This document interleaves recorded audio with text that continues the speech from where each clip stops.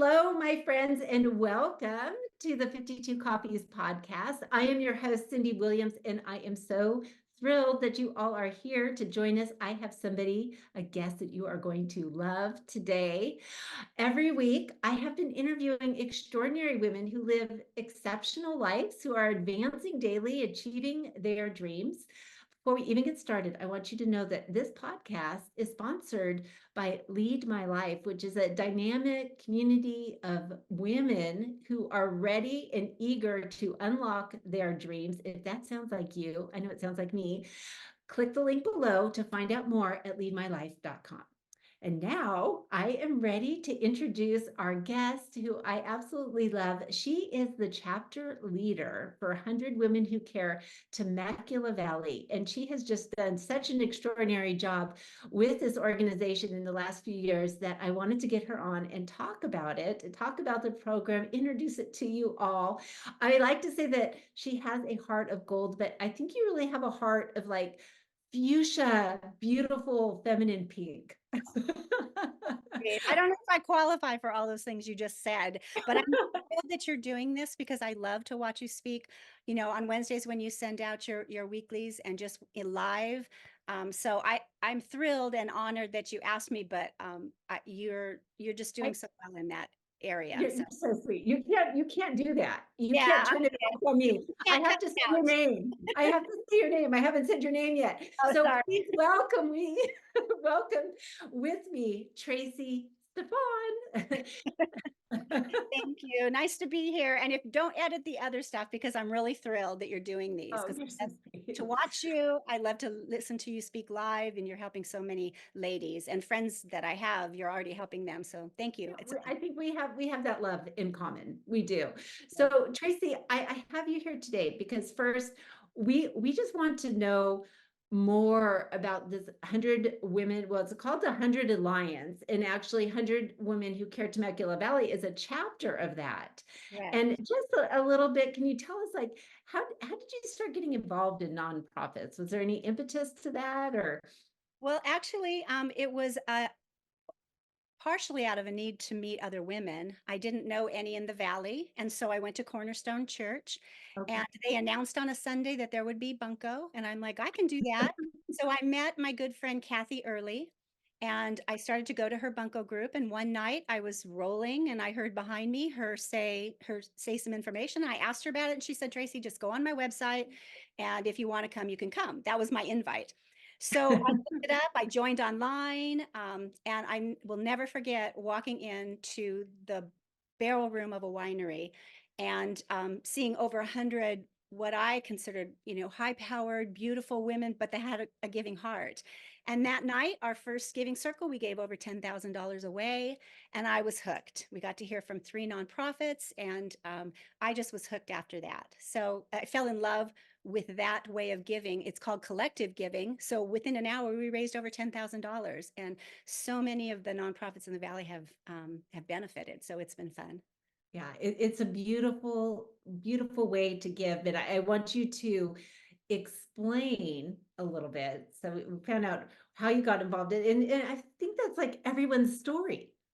What you just said is everyone's story. Happenstance. It's like somebody invites them, we Yes, walk in and we go, oh, these are my people. yes, And yes. it's amazing. And you feel like you're part of something. So That's tell how me, I wanted everybody to feel.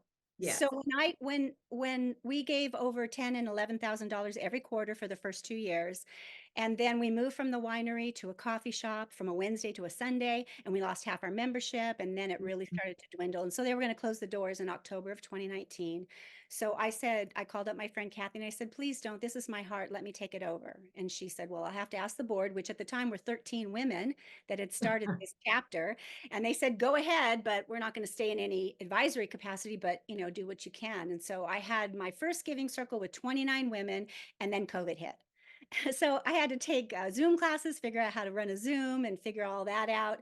But it's just grown to over 168 members now. And I just think that's the giving hearted women in this valley. So It is. Well, that's what we're talking today because I think there's a little bit more to it than that. I think there's some leadership skills. I always say that I believe every woman has a leader inside. Sometimes we don't even know she exists.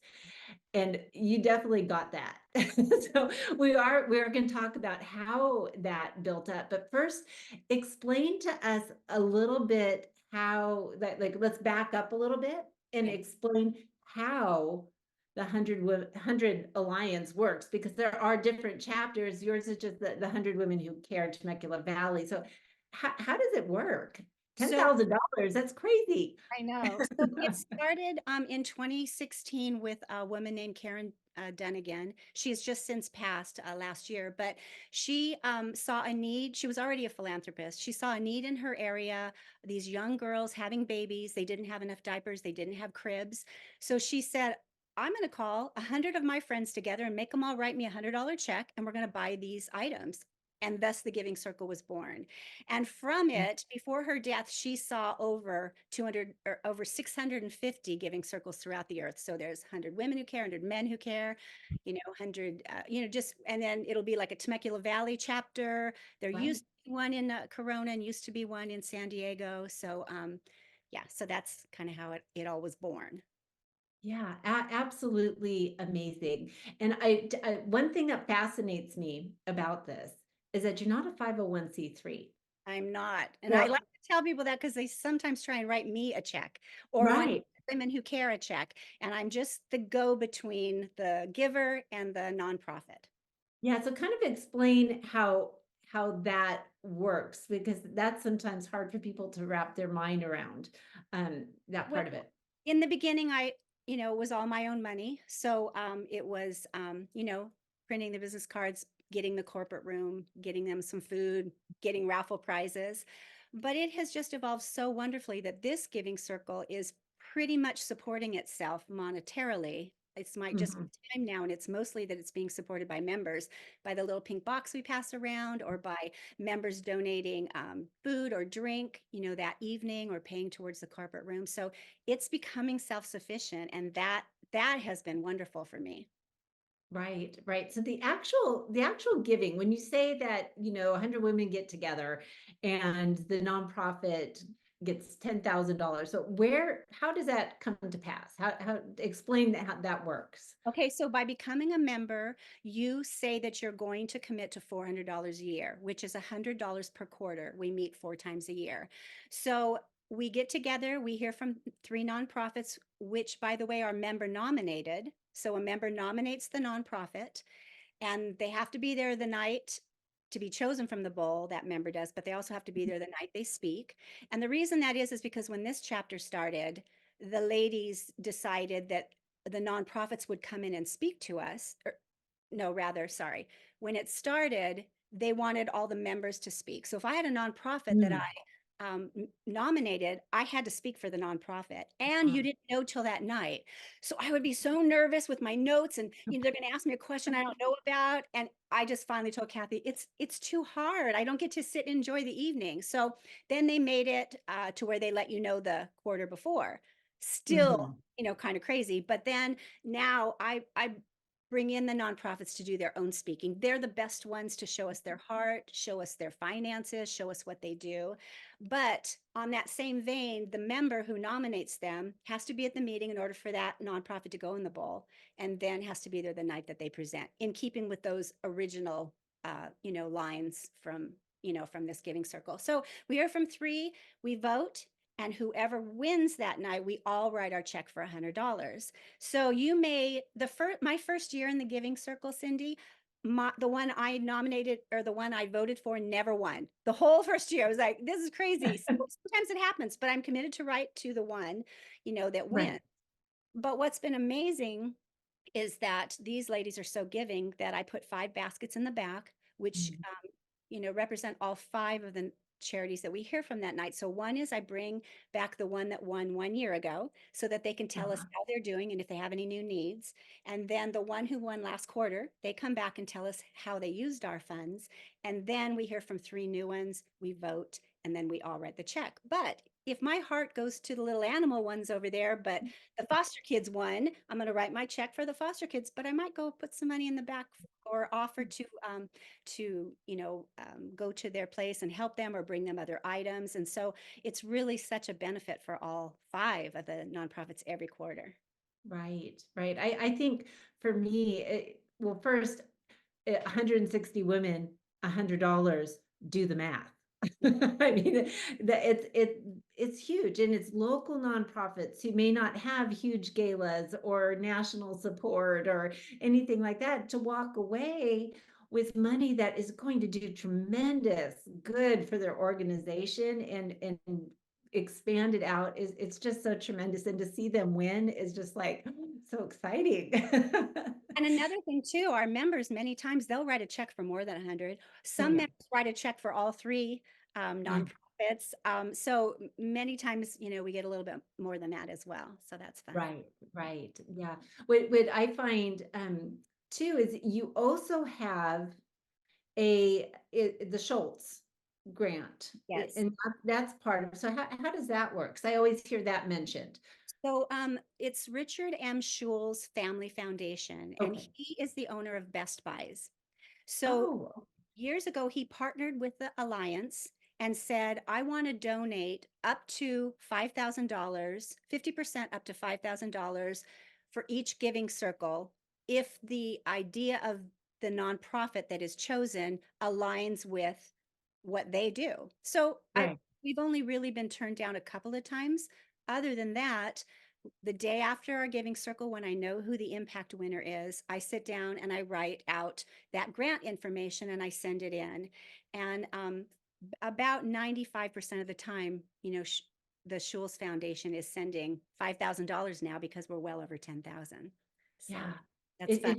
It's crazy. It's crazy. Mhm. You can speak on this a little bit, but one of the things that I really enjoy is you walk into the room and usually there's 100 women who are able to make it there that night. And so many of the women who are sitting at the tables have nonprofits themselves. Now. So, and you're in this environment of women that just have these giving hearts, Mhm. and you're learning about all these little nonprofits all over the valley. And Exactly. I think that's another part of the appeal of what you do. Yes, it's one of my favorites. In fact, there were so many I didn't know about when I first took this over, and I think the most memorable one is the human trafficking when Rebirth Home. Mhm. And I still cry when I think about it because I just learned the other day from another group that handles trafficked women is that we're actually number one in this area for trafficked women. And I literally thought it was, something down in Mexico problem, at the borders problem, other states. I never even realized. But the more I've talked with, the more that I hear that even in the high schools, somebody knows a friend that either got trafficked, got taken, I mean, it's prevalent here in this area, and I had no idea.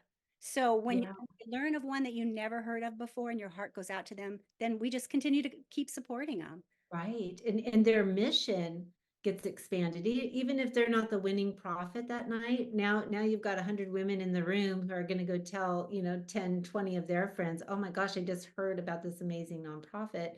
So it's just such a beautiful way to just spread the word and to get support, even if they're not the winning charity that night. So it's beautiful. It's Right. beautiful. So um, I say, and I've heard it said before, that the real test of a great leader is someone who is able to get volunteers to buy in, to love it, to be with you. Because you can be a great leader in a corporation, but those people are paid to be there, right? It's their job. True. But to have volunteers come back and to help you put the giving circle together and really follow you during the year in different things, that's a mark of a great leader. So kudos to you Thank for, you. that's been developed in you. It's lovely. So what do you have to say about that? How do you get the buy-in with the Well, volunteers? we could actually ask you that question because when I wasn't sure I was going to be able to run this next giving circle because of some surgery, you stepped right in there. Actually, another member said, Cindee could do it for you. She's a great. And you were like, yes, I can do whatever it takes. I don't know why I'm that blessed that you would do that for me because you would be amazing. If I ever need a backup, so for sure. But it's funny because I have maybe just tell a little story about Yes. how I figured out how now this isn't the majority of women think this way, but a large majority do think this way. Years ago, I gave a baby shower for my daughter-in-law, and most of her friends lived up, in wine country or La Cresta. They had money, and Mhm. I did baby gifts, or rather prizes for the games that we played. And I was kind of shocked that two of the ladies cheated to get my gift.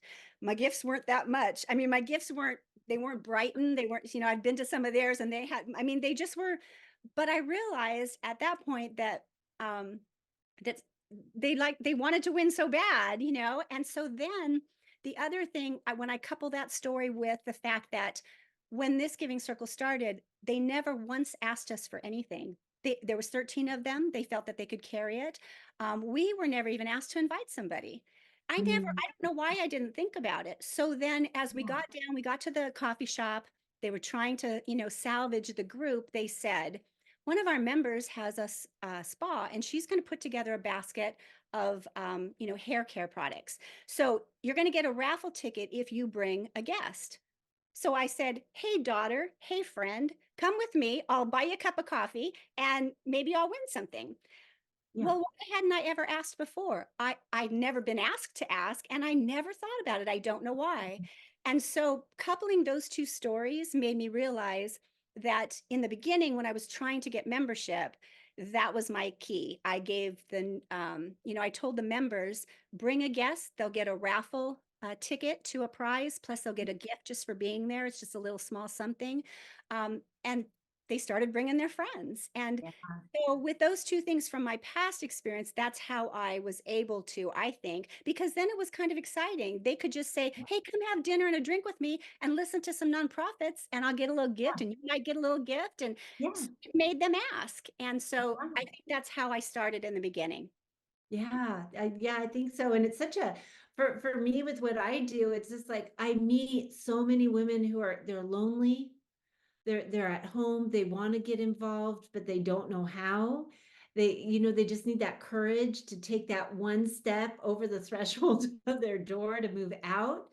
And Exactly. so it's an easy ask. I Mm. just ask, I say, hey, I've got this great thing. You need to come and be a part of it. And I think all those women have ended up joining because once you're there, you feel the love and you feel like, wow, I'm a part of something that's bigger. And really, if you put $25 away, don't go to Starbucks 3 times a month. You have your $400 Yes. to contribute. And, I just think that's such a beautiful thing. Now, there is something else that you do besides that you create relationships Mm.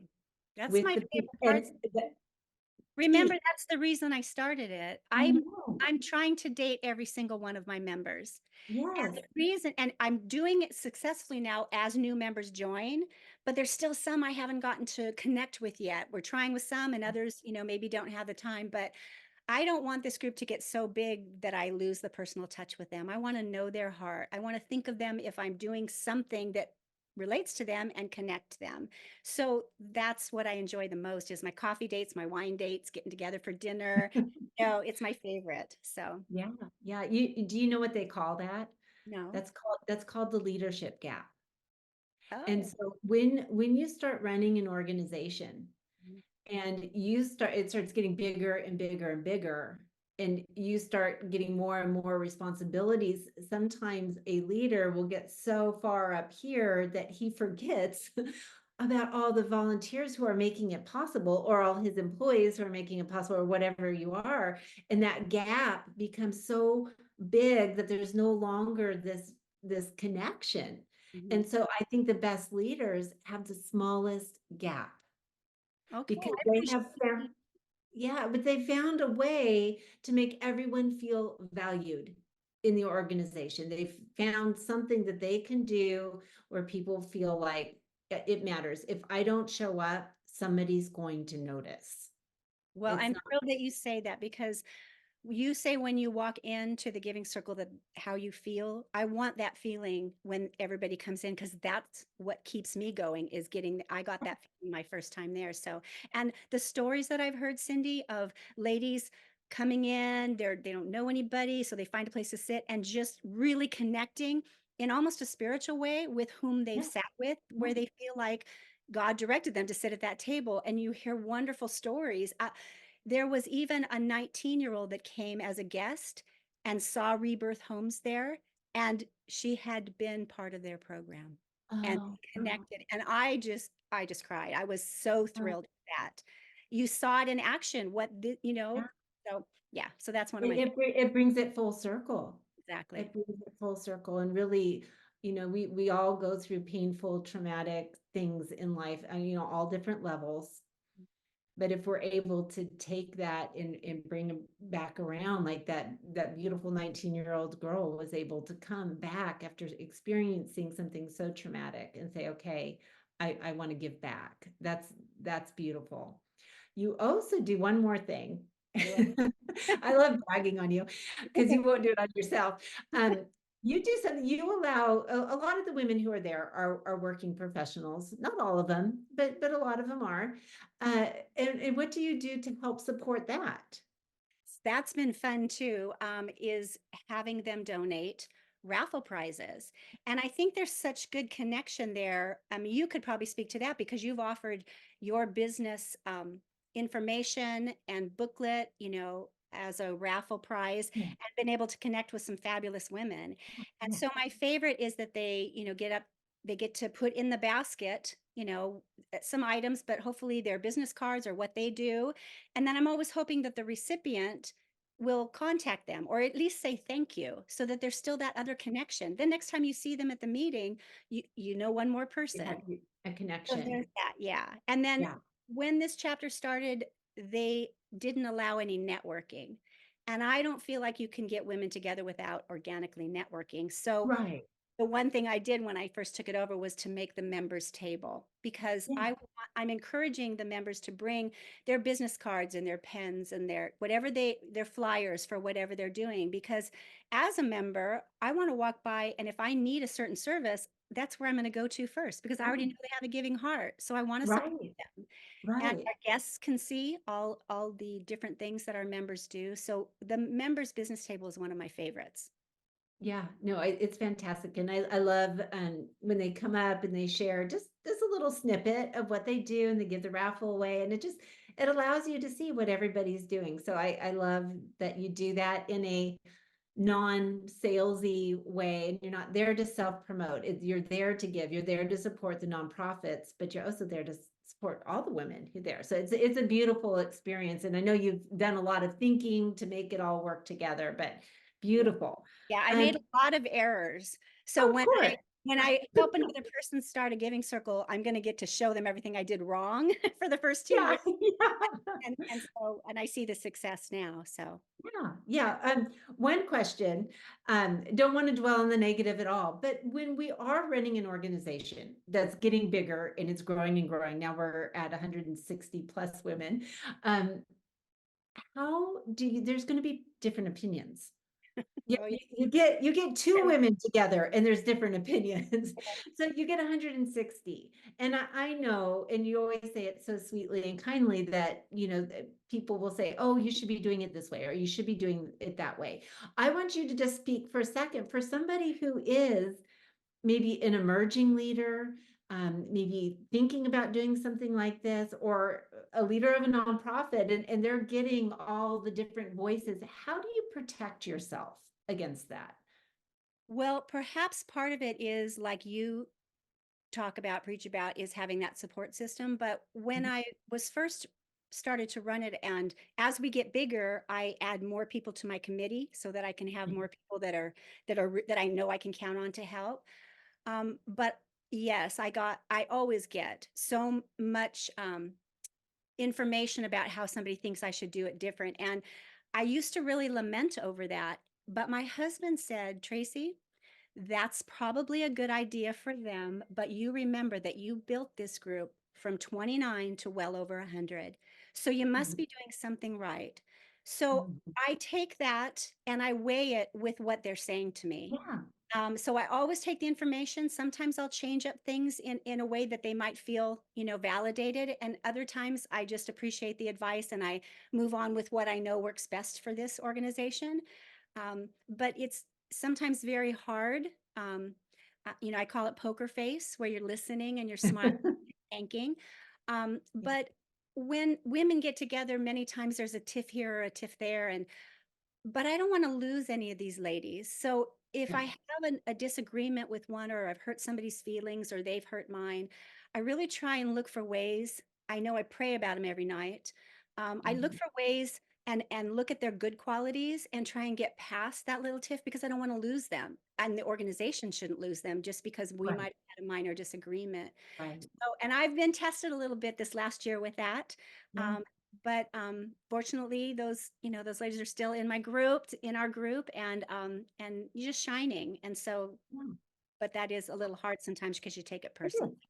Yeah. It is. And it's hard not to, but it's having a clear vision on what you're there to accomplish, and having that support system which you've built in your committees, and they share the vision with you. And then it's knowing, and this is true wherever we go, that some people just aren't our people. Maybe this isn't the right place for them, and having the courage to say, this is kind of how we do things, but this might not be the right organization. And I can't ever imagine you saying that, but that's something that we have to do, unfortunately. Well, and one of the things within the first year that surprised me is I had ladies quit because they said we never represented an animal group. And then within the year, I had some women quit because we represented too many animal groups. And then one thought that there was too many religious events, like within a row. Right. So, but I just remind them that it's members nominated. I just vet the cherry and make sure that they're a proper 501(c)(3), and we're literally picking out of the bowl and Right, and right, choosing. So it's not like it's my idea to do too many right. animal ones or too many. So but I've had them quit over that, and I understand that if they purposely just want to give their money to a certain realm, then yeah, this isn't the group for them. They Yeah. have to be committed to give, the majority, Right, organization. right. Yeah. So Well, you're very gracious at that. And I applaud you for, it takes time, but building that support system around you for what you're doing. Now, I want to move on because I want to ask you, what is Tracy up to next? And I hear that we have a very special announcement. So I don't know what it is, but yeah, what is Tracy up to now? it's fun that I get to talk about it because I'm going to share it at the Giving Circle in a couple weeks. But it's been in my heart for about 2 years to start a 100 plus Teens Who Care Temecula Valley. And I have been talking it up anytime I meet a member or a nonprofit that has their kids or their grandkids at an age where, are they learning to give? I mean, if we teach our kids to give at a young age, they're going to give for life. Yep. And it's good for them to work for some money, put it away, and then give it to somebody in need. So the first time I spoke with somebody was when we went to do check presentation for His Little Feet. And Haley, it's Hallie. She gives new shoes and Bomba socks to children. And when she works out of her garage, so when we went there for check presentation, she had my almond champagne, which is my favorite. She had a charcuterie board, and there was a sign, one of those lighted up ones, that says, "Welcome 100 plus women who care Temecula Valley." And I said, "This is so Oh, wonderful what you did for us. Thank you for the sign." And she said, "Oh, my son made that for you." And I said, "How wonderful." And she said, "You know what he said when he finished making it?" I said, "What?" And she said, "Why is it 100 women who care? Why can't it be 100 men who care, or 100 kids who care?" And so I said, "Well, it's interesting that you say that, because my dream is to start this 100 plus uh, teens." And I knew in my heart that when I got this group fairly self-sufficient, that I could step over and be on a committee of somebody else doing it, but I hadn't found the right person. yeah. So um, just recently, I go and hear a girl named Veronica sing. She sings at several churches. She's in the worship Oh, group. She sang at a few wineries. Okay, so Veronica has this beautiful voice. Well, the parents are explaining to me how they um, have been encouraging her to start writing her college application. And she needs to do something that she can write about. So I said, well, if she's interested, I have the job for her and I will step alongside her in every way and show her everything that I did right to start this. And she is overjoyed to start this. So at the Giving Circle, we are going to announce this. The first meeting will be at her house. She's made up a couple of beautiful flyers. We will invite all the women to send their kids or grandkids to the first meeting. And in the process, she'll be able to write about how she started this local chapter. And then by the time she graduates in a year and a half, she'll be able to say, and we raised this much money for these local charities, and be able to write that in.